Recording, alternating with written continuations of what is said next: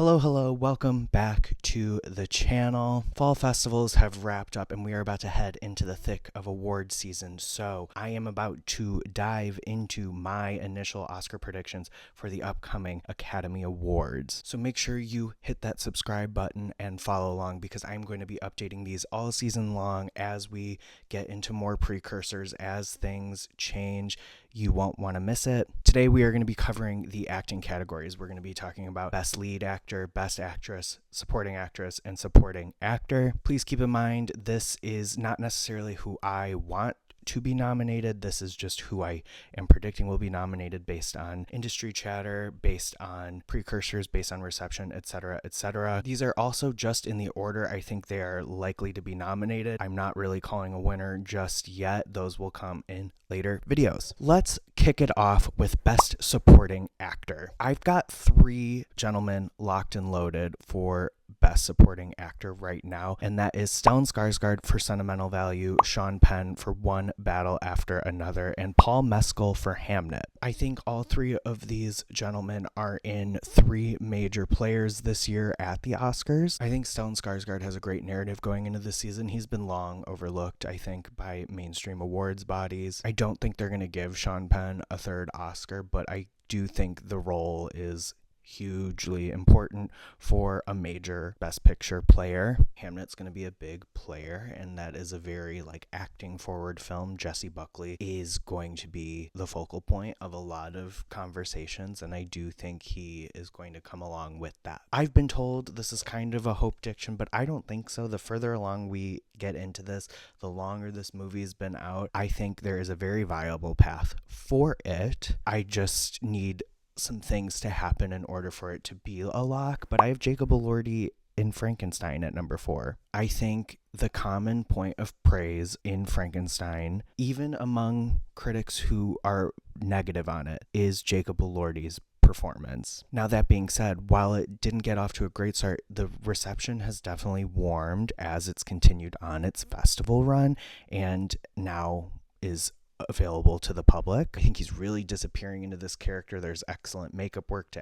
aid that. That's a great combo for these kinds of things. And I think Frankenstein is going to be a big tech player. And the Academy does love Guillermo del Toro. So I think if it is strong enough, he could come along for that ride. My personal number 5, I have Benicio del Toro for One Battle After Another. I could probably put him over Jacob Elordi, to be honest. I think One Battle is going to be a major player this season. He is terrific. He has also been a common point of praise. I fear the supporting actor conversation for this movie has been mainly focused on Sean Penn, so I think that's why I have him as low as I do. But I think if One Battle really is that girl, so to speak, he will definitely show up, and he should. He is my favorite supporting actor performance in that movie. Just outside this lineup, I have at number 6 Delroy Lindo for Sinners. I don't know that the Academy is going to go for Sinners in acting categories. They have a big horror bias, and we know their track record with Black performers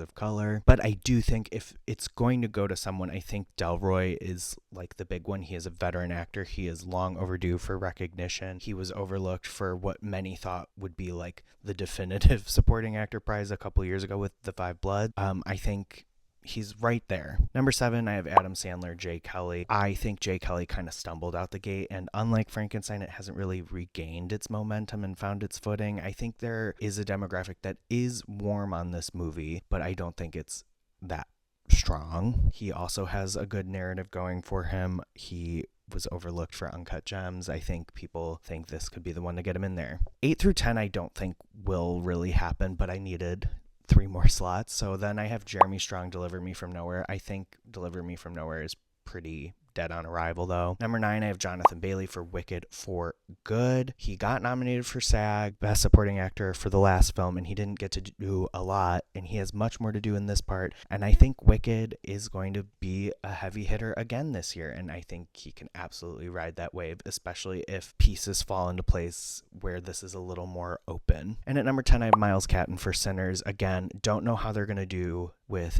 acting categories, but I think he is the big breakout moment from Sinners. He is attached to 2 big contenders for original song. I think there is a path for him, and I wouldn't hate seeing that. I think that would be a really cool nomination. Best Supporting Actress. These first two, I think, are pretty locked. At number 1, it's Ariana Grande for Wicked for Good. A lot of people felt like she was the runner-up last year, but Zoe Saldana swept. Honestly, kind of worked in her favor because that movie, that win, hasn't aged necessarily the best, so maybe people will feel like, well, let's give it to her this time around. Also, the early reactions, they are just early reactions, but everybody is highlighting that she's got the momentum already building. At number 2, Teyana Taylor, One Battle After Another, for what will probably be the 100th out of 1,000 times saying this. One Battle After Another, I think, is going to be a big player. Teyana Taylor is a true blue supporting performance, actually, and her presence is all over that movie. She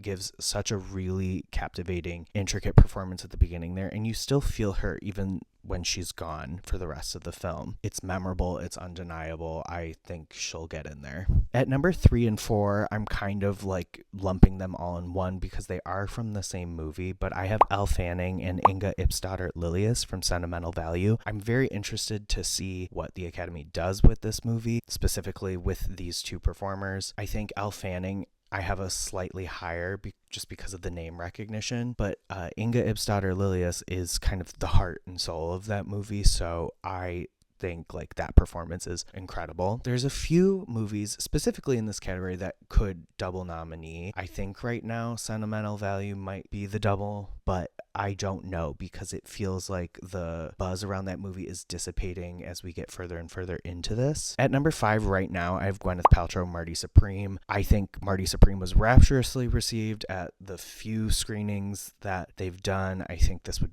be a welcome return for her. I don't know. I haven't seen it. A lot of people haven't seen it yet, so it'll be interesting to see how Marty Supreme fares. At 6, I have Regina Hall, One Battle After Another. Again, it just depends on like what movie kind of hits heavier. I would say if Sentimental Value like really has the wheels fall off as we go along in the season, I think One Battle After Another will be the one to double nominate, and Regina Hall has it's a great performance. A lot of people are dismissing it because of the runtime, and I am worried maybe the Academy voters might overlook that, but it's a terrific performance. It's a supporting performance. And 2, she's got a great narrative. She's been doing this for a long time and doing it well, and this would be the time to award someone who has not gotten their due yet. At number 7, I've already said this with Sinners, but I have Wumi Masaku. Don't know how they're going to do acting wise. I don't know that it'll happen, but I do think she is terrific in it. I think she was a major point of praise in it. I think there is a path. Number 8, I have Odessa Azion for Marty Supreme. I just have her here right now. I think she'll probably go higher once the movie starts to come out and maybe even swap with Gwyneth. I just haven't heard a lot of people who've seen the movie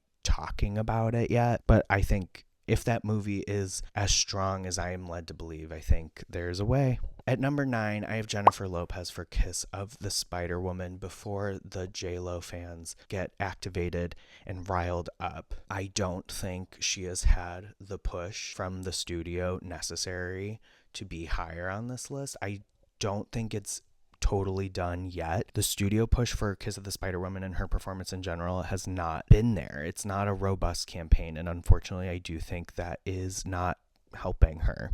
She has a narrative, strong narrative that the Academy likes. It's a strong performance for her. Like, I think if this got the push it needed, I think she could be more competitive, but that is my main concern here. And given how the movie performed in theaters, I just don't know. And at number 10, I have Amy Madigan for Weapons. A lot of people talking about this, a lot of people thinking she is super competitive in this category. I don't know. I right now am feeling like it's a lot of people on the internet thinking she deserves it, and she's terrific in the movie, but I just don't know, especially because I don't think Weapons is going to be super competitive in any other category. But it would be a cool nom. I wouldn't be mad if she got nominated, but that's why she's here. Best Actor. 1 and 2, I think, are locked. Number 1, I have Timothée Chalamet, Marty Supreme, and number 2, I have Leonardo DiCaprio for One Battle After Another. One Battle, major heavy hitter. Leonardo DiCaprio is the lead of that movie. Like, a lot of it follows him, and it's a terrific performance. Have not seen Marty Supreme, but it just, to me, is screaming a tour de force performance. It is all built around Timothée Chalamet's work. I think like that could be like an epic performance that the Academy tends to gravitate toward. For some reason in my gut, I don't know that either of these two will win. I don't think they're going to give it to Timmy yet. I don't know why.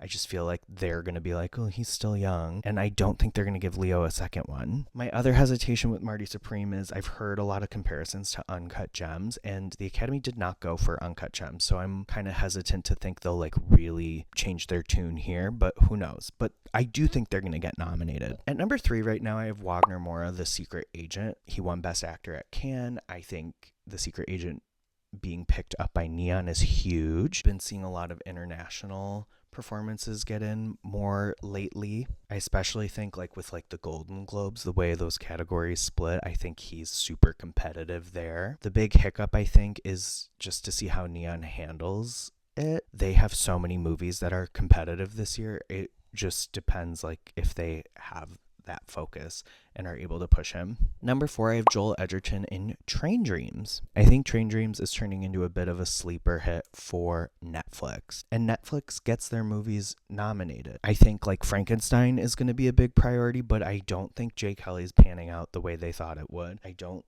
think they have like another big heavy hitter, and Train Dreams has all the momentum going right now. It played super well at the festivals and it shows kind of no sign of stopping. And Joel Edgerton hasn't been nominated. Good narrative. I think it could happen. Number 5 right now, I have Jeremy Allen White for Deliver Me From Nowhere. Again, I think Deliver Me From Nowhere kind of dead on arrival, but they love these kinds of performances. I think he could be pushed. I don't know. I don't feel confident on it, but I also don't think the people in my 6 through 10 slots are like quite there yet. 6, I have Michael B. Jordan for Sinners. Again, I don't know that they'll go for Sinners in acting categories, but if Sinners does very well, who's to say Michael B. Jordan, the lead of this movie, wouldn't come along. At number 7, I have Lee Byung-hun for No Other Choice. I think it's a terrific performance. One of my favorites of the year. I think No Other Choice has been doing really well on the festival circuit so far, and it's got a really great release date. Also has Neon behind it. It's just up to